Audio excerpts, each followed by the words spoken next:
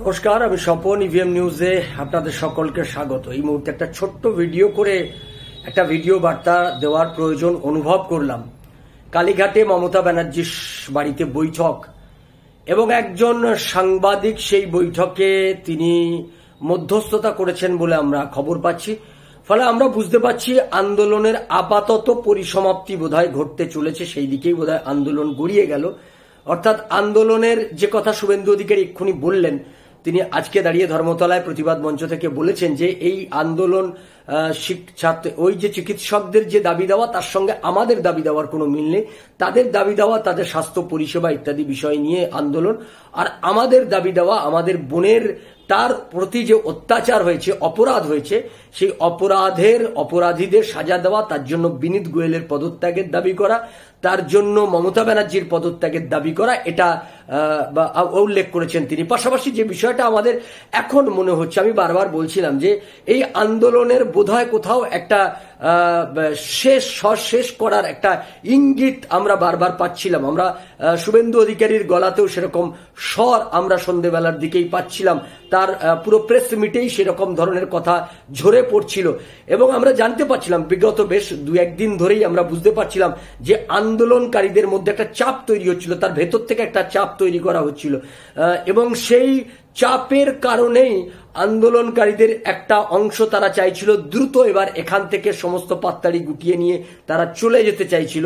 যদিও আন্দোলনকারীদের দাবি দেওয়া, চিকিৎসকদের দাবি দেওয়া, তাদের একটা দাবি দেওয়া থাকতেই পারে, তাদের নিজস্ব দাবি দেওয়া, তারা 5 দফা দাবিতে তারা আন্দোলন করবেন বলেছিলেন এবং লাইভ স্ট্রিমিং এর দাবিতে তারা অনড় ছিলেন, আমরা এটা দেখছিলাম। এবং তারপরে যখন শুনলাম যে লাইভ স্ট্রিমিং থেকে তারা পিছু হটেছেন, তারপরে শুনলাম যে তারা ভিডিও রেকর্ডিং থেকেও পিছু হটেছেন এবং তারপরে যখন শুনলাম যে তারা ওই যে দুজন লোককে নিয়ে যাচ্ছেন, তারা টাইপ করে নেবেন সমস্ত কিছু, সেগুলো টাইপ করে লেখা থাকবে, এই যে একটা পিছু হটা, তখন থেকে একটা মনে হচ্ছিল যে আন্দোলনের হয়তো এবার একটা পরিসমাপ্তি ঘটবে।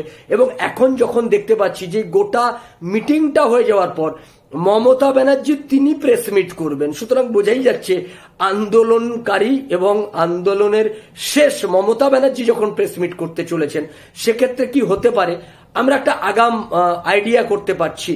আর সে কারণেই আমরা এবার বলবো গোটা রাজ্যের জনগণ প্রস্তুত হন, কারণ এই আন্দোলনটা শুধুমাত্র চিকিৎসকদের তো আন্দোলন নয়, এটা গোটা রাজ্যের মানুষের আন্দোলন। রাজ্যের মানুষকে এই আন্দোলনে পথে থাকতে হবে, পথে নামতে হবে।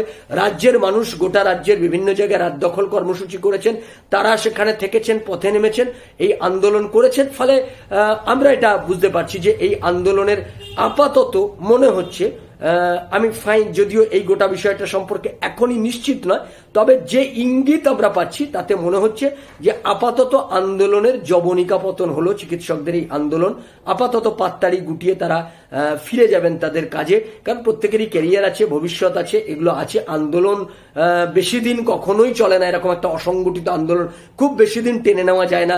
অরাজনৈতিক বলে কিছু লোক খুব অত্যুৎসাহিত হয়ে গো ব্যাক বলে চিৎকার করা যেতে পারে, আজাদি বলে চিৎকার করা যায়, কিন্তু তার যে কোনো শেষ ভবিষ্যৎ বলে কিছু হয় না, এটা আমি অনেকদিন আগেই বলেছিলাম।